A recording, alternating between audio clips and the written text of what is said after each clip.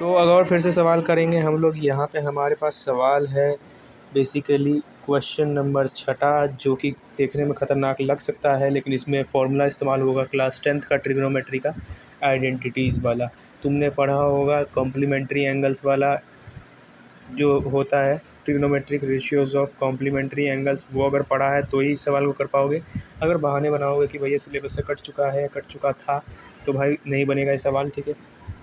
हालांकि बिहार बोर्ड का क्वेश्चन है किताब का, तो बिहार बोर्ड में तो कुछ भी नहीं कटा है सिलेबस में। बाकी हो सकता है कि और बोर्ड ने भी ना काटा हो, तो भाई ये सवाल तुम लोग करके प्रैक्टिस कर सकते हैं, काम आएगा। चाहे तुम किसी भी बोर्ड से हो और कॉम्पिटिटिव एग्जाम की तैयारी करो तो उसमें भी इसको ये क्वेश्चन काम आने वाला है। तो देख लेते हैं।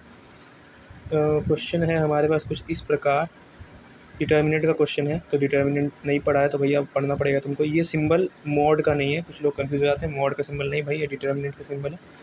अगर 12th क्लास को थोड़ा डेडिकेशन से पढ़ा होगा तो तुम लोगों को पता होगा कि भाई इस सिंबल का क्या मतलब है, ठीक है। तो अभी तुम लोग देख लेते हैं। cos 75 डिग्री, यहाँ पे इस तरीके से सवाल दिया हुआ है। देखो तुम्हें पता है कि 2/2 ऑर्डर का जो डिटर्मिनेंट है उसको सॉल्व करने का तरीका है कि इसको इससे मल्टीप्लाई करो और माइनस करके इसको इससे मल्टीप्लाई कर दो।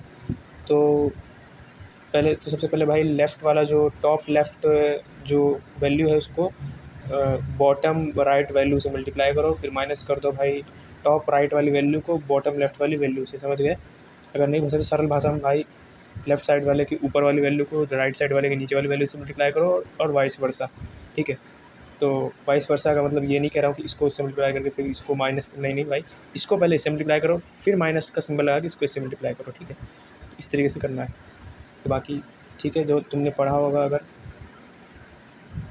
पहले से ही तो डिटर्मिनेंट, तो तुम लोगों को पता होगा ये सारी चीज़ें। तो अभी फिलहाल इस क्वेश्चन को अप्रोच कैसे करना है ये बताना चाह रहा हूँ मैं।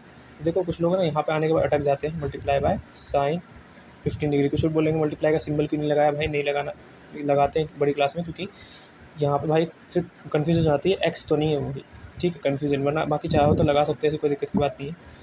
डॉट लगा दिया जाता है बड़ी क्लास में रिप्रेजेंटेशन के लिए, लेकिन याद रखना फिजिक्स में डॉट मत लगा देना। फिजिक्स में डॉट का मतलब डॉट प्रोडक्ट होता है, मैथ में भी डॉट का मतलब डॉट प्रोडक्ट होता है, लेकिन वो वेक्टर चैप्टर में होता है, बाकी सारे चैप्टर में मतलब। और तुम्हारे टीचर भी भाई तुमने देखा होगा डॉट लगा देते हैं या छोड़ देते हैं, ऐसी कोई दिक्कत की बात नहीं। लेकिन हाँ वही है कि नंबर के साथ जब तुम छोड़ दोगे साथ में, बीच में कुछ नहीं लगाओगे तो लगेगा कि भाई ये दोनों, ये 23 है ना कि 2 × 3, इसीलिए डॉट लगा देता है कुछ कुछ टीचर भाई क्रॉस भी करा देते हैं। तो उसके बारे में बात नहीं करेंगे अभी, फिलहाल क्वेश्चन को देख लेते हैं, ठीक है। तो ये उससे मल्टीप्लाई करेंगे।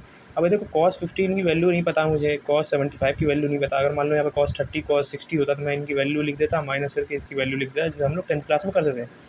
अब इनकी वैल्यू नहीं लिखी, तो भाई मैंने तुमको अभी बोला trigonometric ratios of complementary angle. तो भाई इसके हिसाब से तुम क्या कर सकते हो कि cos 15 डिग्री को तुम लोग लिख सकते हो साइन 90 माइनस थीटा, यानी कि 19 minus 50 degree, 90 minus 50 degree, 15 degree sorry, और मल्टीप्लाई बाय कॉज को तुम ऐसे ही रहने दो, कॉज को एज इट इज़ रहने दो, कोई भी दिक्कत की बात नहीं है।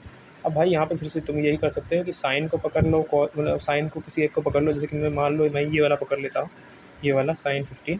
तो अब मैं इसको कर लेता हूँ भाई क्या, कि साइन को बना लिया कॉज 90 माइनस थीटा, तो कॉज 90 माइनस 15 और मल्टीप्लाई में साइन 75 डिग्री। एक को छेड़ना है, ठीक है, ये हमने 10th में भी किया हुआ है, तो कुछ लोग समझ पाएंगे कि एक को क्यों छेड़ना है क्वेश्चन को सॉल्व करने के लिए। बाकी तुम लोग चाहो तो दोनों को भी छेड़ सकते हो।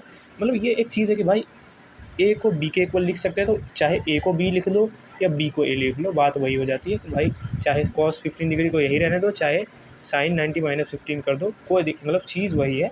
तो मेरी मर्ज़ी है भाई कि मैं किसी भी चीज़ को कन्वर्ट कर सकता हूँ, मैं चाहे इसको कन्वर्ट करूँ इसको छोड़ दूँ, या इसको कन्वर्ट करूँ इसको छोड़ दूँ, मेरी मर्ज़ी है। तो अब देखो भाई ये क्या हो जाएगा, हो जाएगा साइन 75 इंटू कॉस 75 और same to same cos 75 into sine 75। देख सकते हो क्या हुआ। तो यहाँ पे ये चीज़ हुआ कि भाई देखो तुम्हें एक चीज़ बताना मेरे को, 1 मल्टीप्लाई बाय 2 करूँगा माइनस 2 मल्टीप्लाई बाय 1 करूँगा, तो भाई क्या वैल्यू पे कोई फ़र्क पड़ेगा? मैं चाहे ए मल्टीप्लाई बाय बी करूँ या बी मल्टीप्लाई बाय ए करूँ, माइनस करने पे क्या दोनों को वैल्यू में फ़र्क पड़ेगा? तो नहीं, तो भाई इसको इससे काटूंगा, जीरो ही आएगा।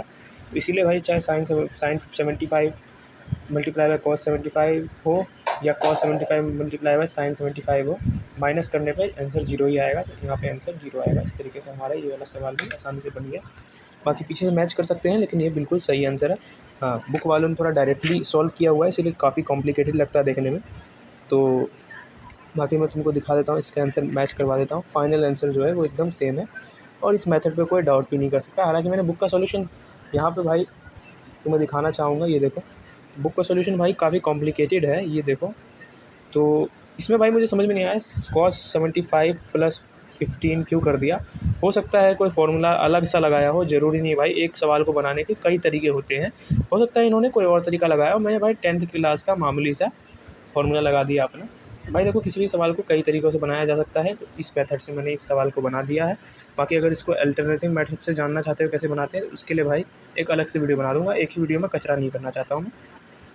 अल्टरनेटिव मेथड के लिए तुमको डिस्क्रिप्शन बॉक्स या कमेंट सेक्शन में एक लिंक मिल जाएगा, तो उसमें भाई अल्टरनेटिव मेथड की बात करेंगे। फ़िलहाल इसमें तो बात नहीं करेंगे अल्टरनेटिव मेथड की, ठीक है। तो मैंने तुमको दूसरा एक आसान मेथड बता दिया, क्योंकि ये मेथड 10th में पढ़ा हुआ है, तो सुना सुना सा लगता है भाई मेथड, और फिर इससे सवाल भी आराम से बन जाएंगे। लेकिन हाँ, जिन्होंने नहीं पढ़ा है ये वाला टॉपिक, तो भाई एक बार सर्च मार लो यूट्यूब पे कि trigonometric ratios by complementary angle. बहुत आसान है, बस फॉर्मूला याद करने की बात है। फॉर्मूला याद हो जाएगा तो सवाल बन जाएगा। कुछ भी इसमें रॉकेट साइंस नहीं है भाई, बहुत आसान है, बस फॉर्मूला याद करो और चिपका दो बस। तो यही थी भाई इस क्वेश्चन का पूरा सॉल्यूशन। तो मिलते हैं हम नेक्स्ट वीडियो में।